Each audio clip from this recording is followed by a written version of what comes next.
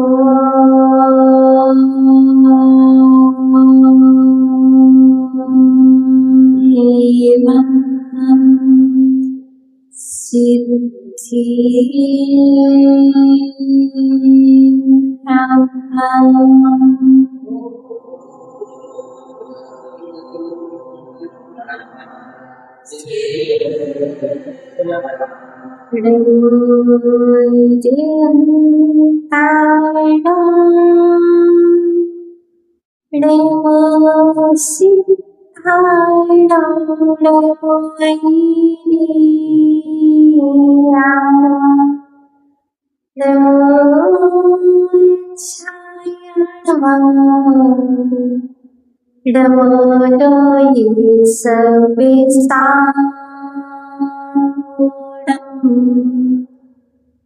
सोमं सौमि समकारं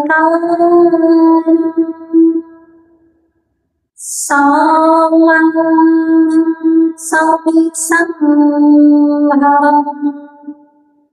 सौमिदेवमुनिधत्वा नेति वाक्यामृतं ब्रूहि नेति वाक्यामृतं ब्रूहि कभी न सोचा कहीं सुना न कहीं नहीं देखा ऐसा दर्शन मुझे मिला है किस्मत की रेखा चंदनी बाला धन्य हुई जो मेरी वंदना से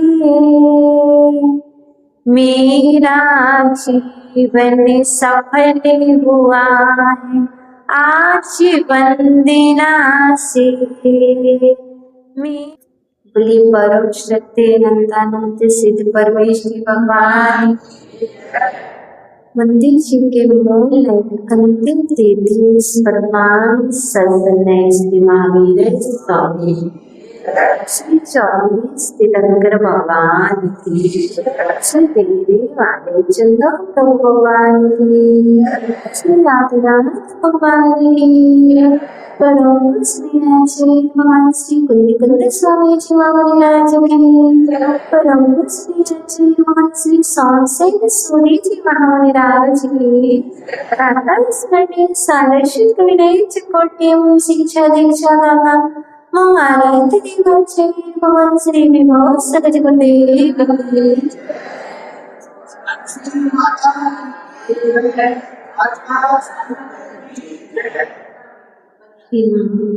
श्रीवाणी तेरी जय हो सदा विजय हो तेरी विशाल पद में श्रोता सूर्य का उदय हो श्रोता ब्रह्म का उदय हो। स्वागत है आप सभी का प्रातःकालीन सत्र में करेंगे माँ शिवानी करिश्मा। आज का विषय है ऐसी कौन सी क्रिया है जिस क्रिया को देखने से बोलने से सुनने से मन खराब हो जाता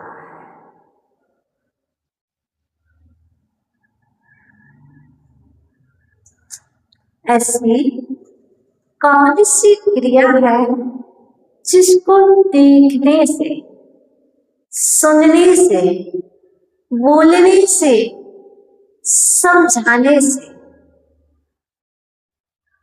सामने वाले का और स्वयं का दोनों का मन खराब हो जाता है। तो आज भगवान कह रहे हैं यदि हम अविवेक पूर्वक क्रिया करेंगे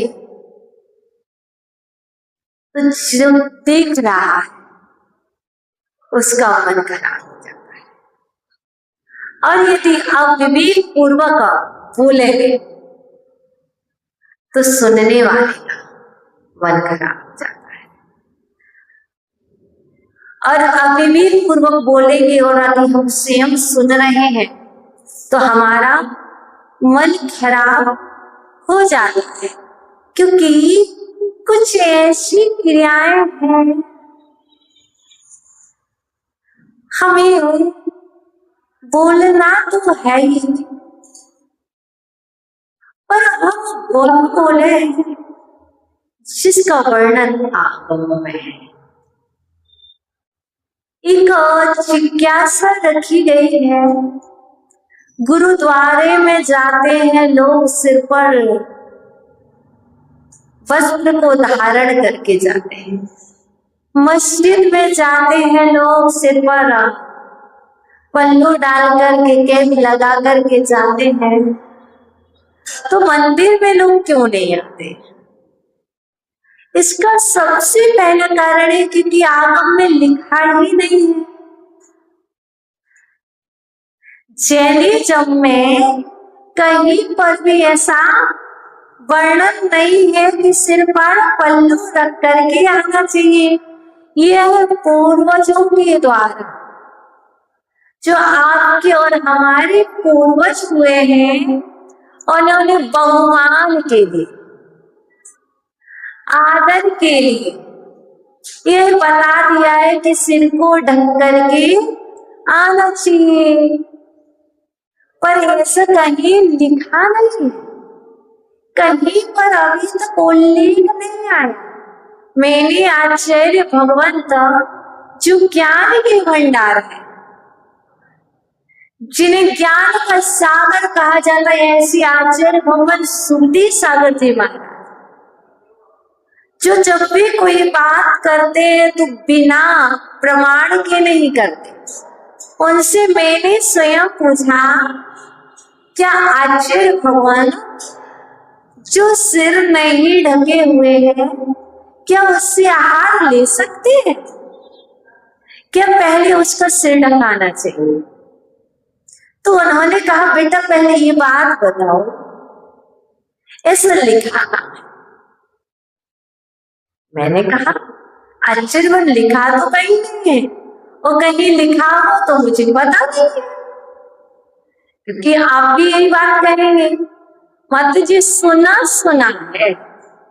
क्या सुना सुना है? किसी के बल पर आज बोले जा रहे हैं, आंखों से तो लिखा देखा नहीं है, और कभी देखने की कोशिश भी नहीं की, कभी खोजने की भी कोशिश नहीं की। खोजी तो बने, क्या खोजी तो बने, दोषों को खोजने की खोज की है, दुर्गुणों को खोजने की खोज की कि उस व्यक्ति में कौन सा दोष है, वो कैसे निकालो। लेकिन कभी ये खोज नहीं की कि आगम में ये बात लिखी कि नहीं लिखी। तो आचार्य वो कहने लगे, बेटा मुझे तो बहुत समय हो गया, 35 38 40 साल हो गए, दीक्षा लिए हो गए, और कह रहे थे मैं तब से पढ़ता आ रहा हूं। उन्होंने 3500 4000 5000 ग्रंथों को पढ़ लिया और उनका संपादन कर लिया, सब कुछ कर लिया। संस्कृत से हिंदी कर दी, हिंदी से संस्कृत कर दी, अपभ्रंश से हिंदी कर दी, तमिल से सब चीज कर लिया। इसलिए बेटा मेरे तो आज तक पढ़ने में नहीं आया, ठीक है ना। अब जो चीज आगम में नहीं लिखी और अपन कहे जाए, अच्छा देवियां सर्वांग सुंदर होती है, देवियां, क्या देवी कभी सिर पर पल्लू रखती है? देवियां समझ गए, सर्वांग सुंदर होती है, पर वो पल्लू रखती है क्या? वो तो बहुमान की बात है ना। और नहीं रखा तो उसमें कोई बहुमान घटा नहीं है। उनको घटना लगता है जिनके लिए अंदर में फील होता, हमें नहीं होता है। आंटी जी, मेरे को नहीं होता। मैं तो ना मस्त मौला रहती हूँ, कोई ढाके तो और ना ढाके तो और अच्छा।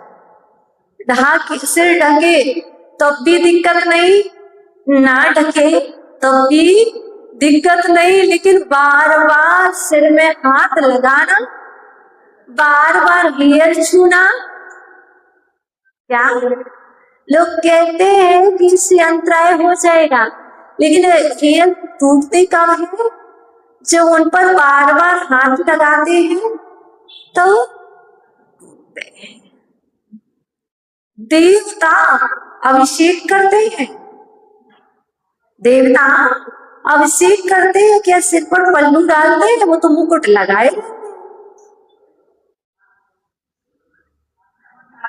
है ना।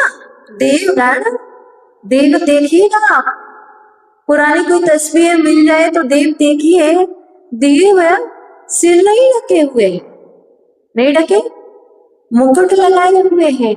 ये तो बनाई हुई परिपाटी है जो चली आ रही पूर्वजों के द्वारा ही बहुमान में। आज आपने कह दिया क्या? एक बात बताना, आप अपनी बेटी को कहते हैं सिर ढको, दूसरे घर की आई हुई बेटी को तो अपन कह देते सिर ढको। सुनो तो सही, अपन क्या कहते हैं? दूसरे घर से आई हुई बेटी को कहते बेटा सिर ढको। क्या आप अपनी बेटी आपके पास जब आती है आप उसको कहते हैं बेटा सिर ढको? नहीं कहते। क्यों? ये मतभेद क्यों? ये मतभेद है कि ये मन भेद है? पहले मन में भेद होता है, उसके बाद में बाहर में भेद होता है।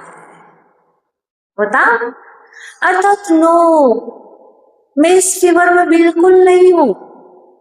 तुम सिर ढको तो कोई टेंशन नहीं, नहीं ढको तो बस संभल करके रहो। क्यों? हम तो आज के युग के बच्चे, क्या हम तो आज के युग के बच्चे, लेकिन सिर ढका क्यों जाता? बात ये आई क्यों कहा, तो इसका कारण मैं बता रही हूं। फेस की सुंदरता केस से हुआ करती है भैया जी, फेस की सुंदरता केस से हुआ करती है, इसलिए सिर ढकवाया जाता है कि आपके केस देख करके और आपके फेस देख करके कोई आप पर मोहित ना हो जाए। क्योंकि एक विद्याधर एक बेटी को छत पर बाल सुधा रही थी, हरण करके ले गया था। इसलिए यदि आपके सिर में बाल ना हो तो बताओ आप सुंदर लगोगे क्या? माता जी महाराज जी, माता जी केस नाच क्यों करती? ताकि सुंदर ना लगे, इसलिए। और दूसरी बात को धोना ना पड़े, समझ के उनको संभालना ना पड़े। सबसे पहले जैसे दीदी लोग केस लॉन्च क्यों करती, उसका सिर्फ एक ही रीजन है कि ज्यादा सुंदर ना दिखे। जो थोड़े से बाल आ जाते हैं तो स्वयं को कैसे लगने तक, अरे बहुत अच्छे लगने लगे। अतः जब बाल होते हैं तो क्या होता है? सुंदरता बढ़ जाती है, और जब बाल नहीं होते तो क्या होती? सुंदरता घट जाया करती है। आपकी सुंदरता कभी आपको बाल हटाने पड़े तो घटती, तो आप क्या करते हैं? सिर को कवर्ड करके रखते हो। क्यों? और यदि देखो आप कह रहे सिर ढाको ढाको, यदि बाल नहीं होते तो तुम्हारा क्या सिर खुलता? तो जी सोचिएगा, जब तक सिर में बाल है तब तक आप क्या कर रहे हो? खोल के चल रहे। क्यों? क्यों? क्योंकि अभी तो हम सुंदर है, अभी तो हम सुंदर है, किसी को मन खराब नहीं होगा, सब मुझे देखेंगे, हम सबको लहराएंगे यूं यूं। कैसे? मैं कह रही हूं, मेरे को तो बहुत पसंद था, दूसरों को इतने बड़े बड़े बाल, वो भी क्या खोले, और मंदिर जाने के लिए क्यों सारे लोग मेरे बाल ही दिखते रहते थे। इसलिए कहा गया है कि सिर ढको ताकि लोग आकर्षित ना हो। इसलिए यदि अपनी सेफ्टी करना है, अपनी रक्षा करनी है, अपने आप को सुरक्षित रहना है, तो सिर को ढकना चाहिए। ठीक है, स्वीकार है। और दूसरी बात, बहुत सारी माताएं बहने हैं आजकल मंदिर जी में एक वर्णन जरूर आया है जैनिज्म में, यदि हम खुले बाल रखते हैं तो देव भी आकर्षित हो सकते हैं। आपने हेयर वॉश किए, छोटा सा क्लेचर लगाए और आप यूं ही मंदिर आ जाते हैं। आप शादी समारोह में, कोई भी इवेंट में, कोई भी फंक्शन में जाते हैं, आप हेयर खोल के चले जाते हैं। कहीं मंदिर जाते हैं, कहीं वृक्ष के नीचे क्रिया मतलब कहीं पार्क में चले जाते हैं। सबसे ज्यादा हितकारी है ऐसे स्थान पर बाल खोल करके जाना, फिर आकर के बोलते हैं हम परेशान हो रहे हैं। हमें और आपको पता ही नहीं होता कौन हम पर मोहित हो गया और कौन हमारे साथ साथ में आ गया। क्योंकि जो देव होते हैं व्यंतर आदि देव, वो साथ आ भी जाए तो तुम्हें क्या दिखाई देंगे? नहीं देंगे। यदि आप परेशानियों से बचना चाहते हैं तो आप क्या करें, बैंड करके रखें, बालों को बैंड करके रखें। इसलिए कहा जाता है कि सिर ढक लो।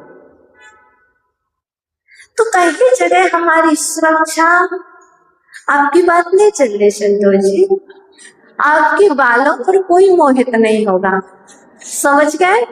आप सबके बालों पर कोई मोहित नहीं होगा। वाहन जिनकी चल रही है उनके लिए की बात चल रही, तो क्या करना चाहिए, बैंड करके रखना चाहिए।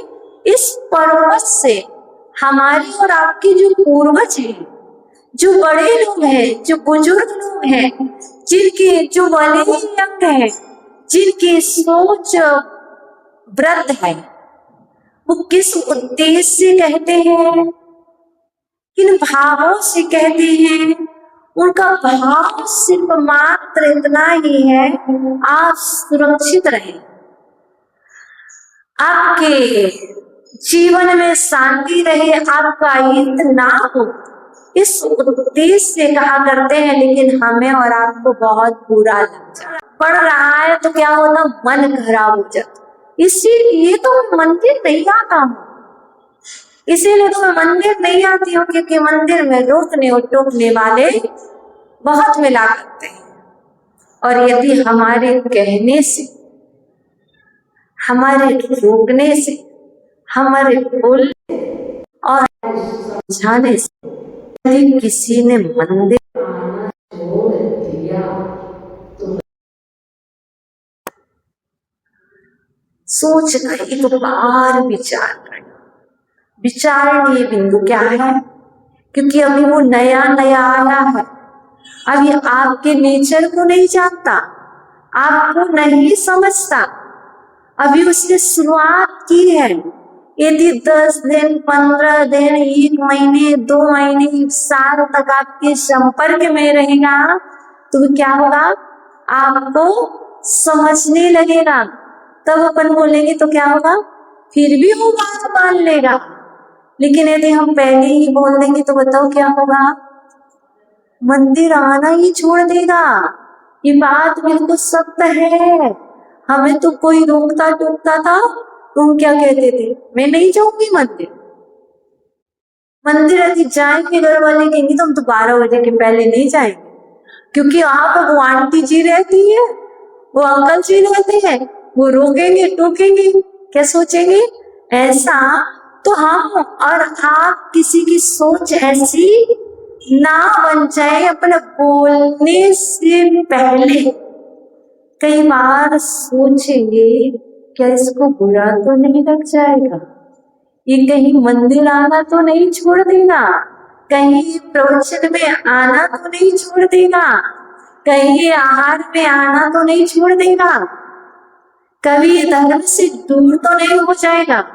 क्योंकि यदि अपन ये सोचेंगे तो संभल करके, क्या संभल करके, क्योंकि कोई भी बात को कहना हो तो कैसे कहना चाहिए, उसको युक्ति पूर्वक उसका माहौल बना के एक नई कथा तैयार करके कहना चाहिए। कैसे, एक बार क्या हुआ था, क्या अच्छी कथा बना करके, कहानी बना करके बात कहनी चाहिए, तो उसे लगेगा कि कहानी सुना रहे और वास्तव में वो बात उसके गले भी उतर जाए। ऐसा करना चाहिए। विवेकी प्राणी क्या करता है, ये ही करता है।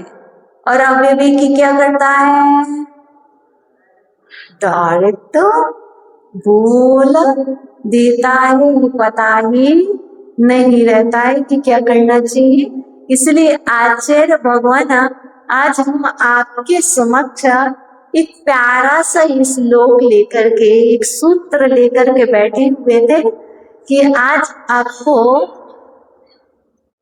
और वो क्या होगा, रूठ भी जाएगा ना, रूठ भी जाएगा कि नहीं, आपसे हमेशा कोप में आ जाएगा।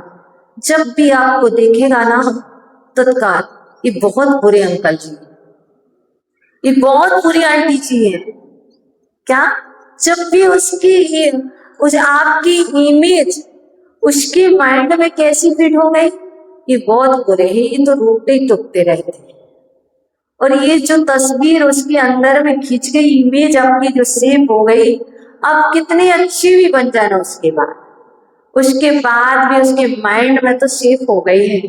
और सेव हो जाने के बाद वो क्या बोलेगा, वही बोलेगा और कुछ नहीं बोलेगा। और उसके बाद उसे बहुत कोप आएगा कि नहीं, लेकिन कोई बात नहीं, कोई बात नहीं, अब हो जाए तो हो जाए, लेकिन अब समझ जाएंगे।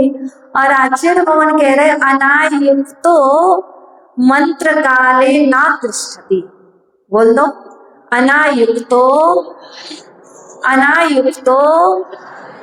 मंत्र काले ना तिष्ठति। क्या हुआ इसका मतलब, इसका अर्थ क्या है गुलराज जी,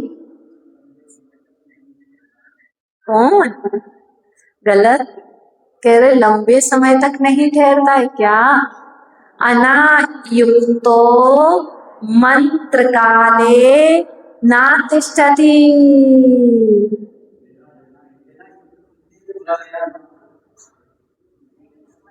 नहीं, कोई बात नहीं, बिना बुलाए अनायुक्त, बिना निमंत्रण दिए, बिना बुलाए मंत्रणा में ना तिष्ठति, नहीं जाना चाहिए।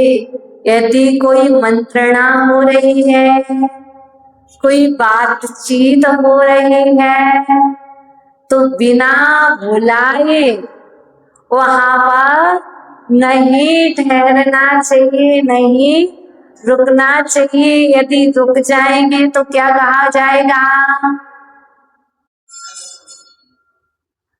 क्या कहा जाएगा, ये कुछ ना कुछ मंत्र भेद जानने के लिए आए, है ना, ये मंत्र का भेद जानने के लिए आए हैं। और आपको पता ही नहीं था कि यहाँ पर कुछ हो रहा है। मैं कह रही हूँ आचार्य भगवान इस पे कह रहे हैं, इस नीति को अपने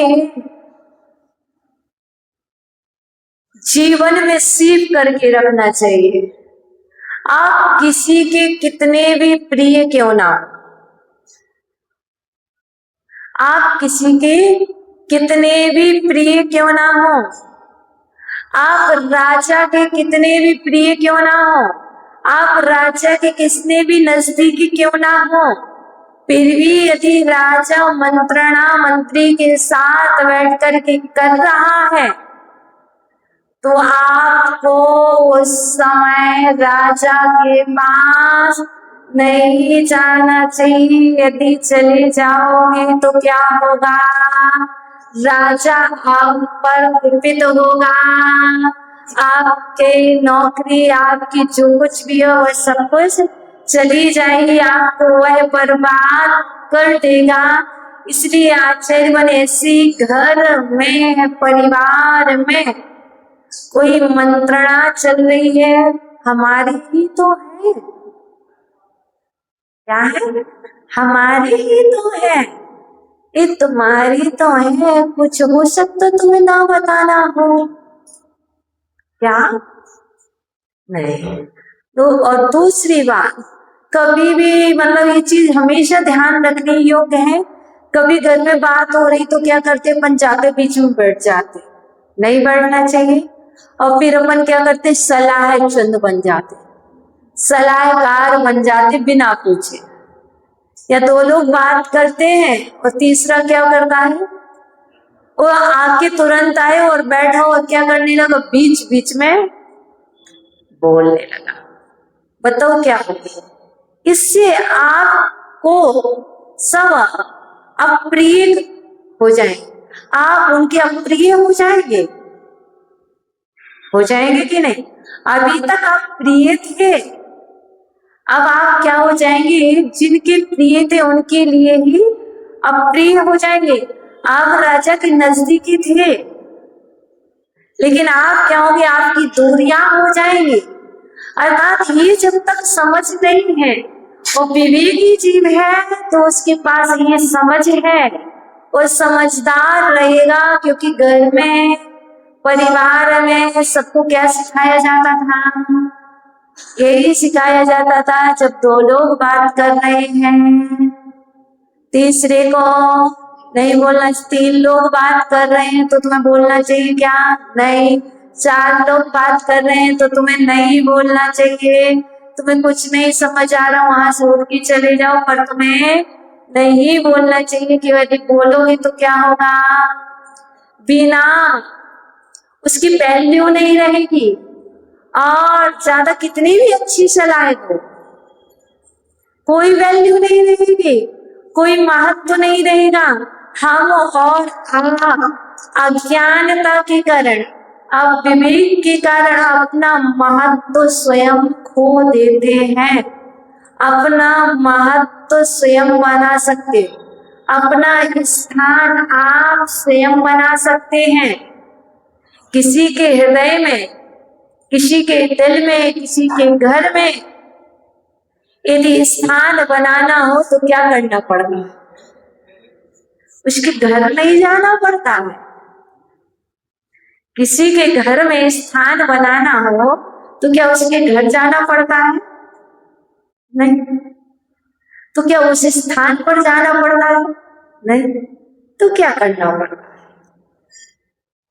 सोच समझ करके सब जगह नहीं बोलना पड़ता है, सोचना पड़ता है कि यहाँ बोलूं कि ना बोलूं, यहाँ तो चुप रहना ही बेटर है। जब हमसे पूछा जाएगा, क्योंकि जब मंत्रणा होती थी तो कैसी होती, जब मंत्री मंत्रणा करते, कल अपन पढ़ रहे थे रविशंकर स्वामी को, तो एक मंत्री ने पहले बोला कि अंजना के युग वर कौन है, रावण।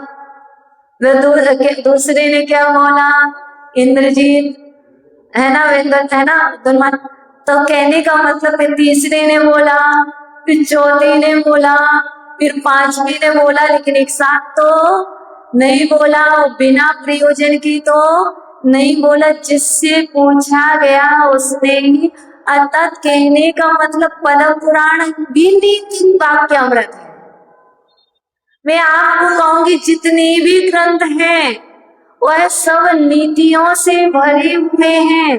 वहां पर दर्शा रहे हम और आप क्या ग्रहण कर रहे हैं कि जब मंत्रणा हो रही राजा के पास तो एक एक करके मंत्री बोल रहे जिसको अवसर दिया जा रहा, कोई बीच में तो नहीं बोल रहा। अब आप मंत्री पद पर पदस्थ क्यों नहीं हुए, आप एमएलए क्यों नहीं बने? क्यों? क्योंकि हमारी आपकी आवाज क्या थी, बीच में बोलने की थी। अर्थात कहने का तात्पर्य है कि जो भी ग्रंथ पढ़ो उससे कुछ ना कुछ ग्रहण करो, सोचो तो सही। तो ऐसे जब घर में कोई चर्चा हो रही, पापा ने बड़े भैया से पूछा तो छोटे को बोलना चाहिए क्या? नहीं। छोटे से पूछ रहे तो बड़े को सफाई देनी चाहिए क्या? नहीं। भाई से पूछ रहे तो बहन को बीच में बोलना चाहिए क्या? नहीं। बहन से पूछ रहे तो भाई को बीच में बोलना चाहिए क्या? नहीं।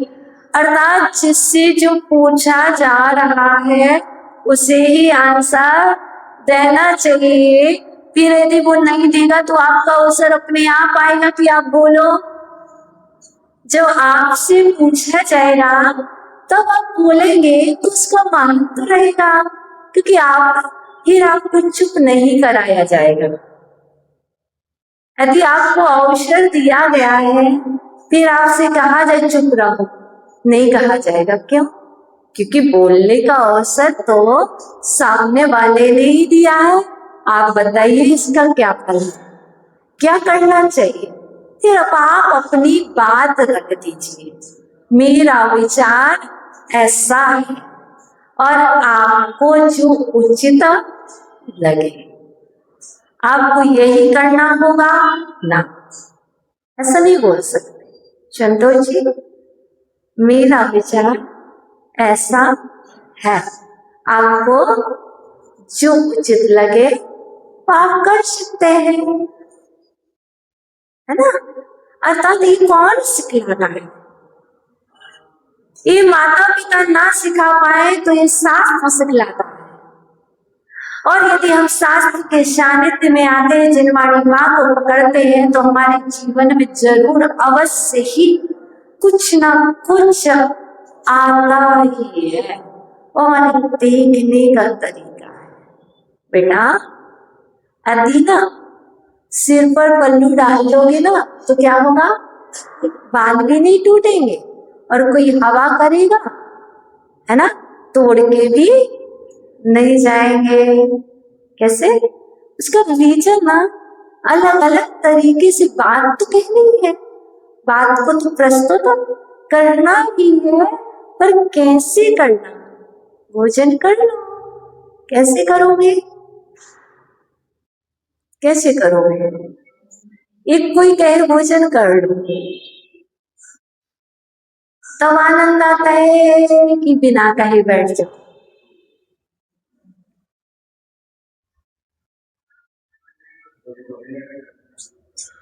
दोनों बात को समझिए। एक कोई कह रहा है भोजन कर लीजिएगा तो आनंद आता है कि एक बिना कहे बैठ जाओ। आपको तो बैठना ही पड़ेगा, कोई कहने वाला नहीं होगा तो। वैसे बात समझना, कोई कहे कि हमें तो कोई कहने वाला नहीं है, वो तुम्हारा भाग्य कि तुम्हें कहने वाला नहीं है ना। और किसी का भाग्य है उसे बहुत मनाने वाले हैं और बहुत कहने वाले हैं कि आओ भोजन कर, तो आनंद किस में आता? अपने हाथ से उठा करके भोजन करने में आनंद आता है कि दूसरा कराता है तब आता है? जब कोई खिलाता है तो बड़ा आनंद आता है। उसी तरह भैया जी को स्वाध्याय करने में कम आनंद आता है ना, करने में कम आनंद अपने आप से, लेकिन दूसरा कराता तो उसमें आनंद अधिक आता है। क्यों?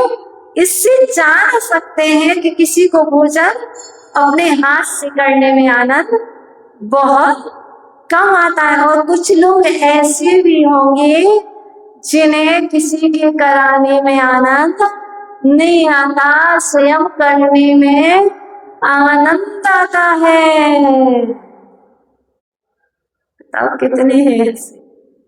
बहुत सारे लोग हैं, बहुत सारे हैं। अर्थात कहने का तात्पर्य संतोष जी, हमें तो न कराने वाले में आनंद आता है। किसमें? कराने में, खाने में नहीं, करने में नहीं, कराने में आनंद आता। आपको किसमें आता है? कराने में आनंद आता है, करने में नहीं आता। क्यों? है अपना अपना इंटरेस्ट, अपना अपना इंटरेस्ट होता है। लेकिन कौन कराएगा? जिसने पहले अपना पेट भरा होगा ना, तभी तो वो कराएगा। जो स्वयं भूखा होगा वो दूसरे को क्या खिलाएगा? जो स्वयं संतोष जी संतुष्ट नहीं है, वो दूसरे को क्या खिलाएगा? अर्थात कहने का तात्पर्य पहले तो पूछा ना, करना पड़ता है। पहले स्वाध्याय स्वयं करना पड़ता है, उसके बाद स्वाध्याय पर दूसरे को करा सकते हैं। हमें आपको कराना था तो क्या किया आपने? पहले स्वयं यहाँ पर एक श्लोक पढ़ लिया। अब हमने पढ़ लिया, अनायुक्तो मंत्र कालेना तिष्ठति, बिना बुलाए मंत्र ना हो रही तो इस स्थान पर नहीं जाना चाहिए, है ना।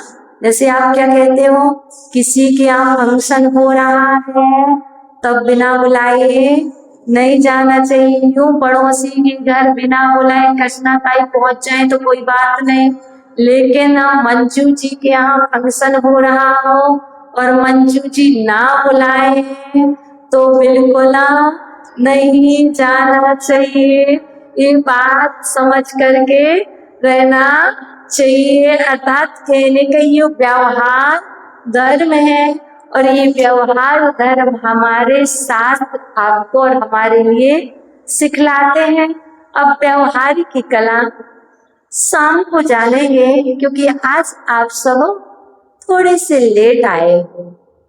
संध्याकालीन सत्र में करेंगे क्षमा याचना, मांगेंगे क्षमा। अभी क्यों मांगे? अभी तो नहीं मांगे, क्यों मांगे? अभी तो गलती और कर रहे, शाम तक कर ले फिर क्षमा मांग लेंगे। इसलिए फिर भी कोई बात नहीं, प्रतिक्रमण करके अभी भी मन को पवित्र करने के लिए यदि किसी को बुरा लगा हो तो क्षमा करना। मैं सभी जीवों को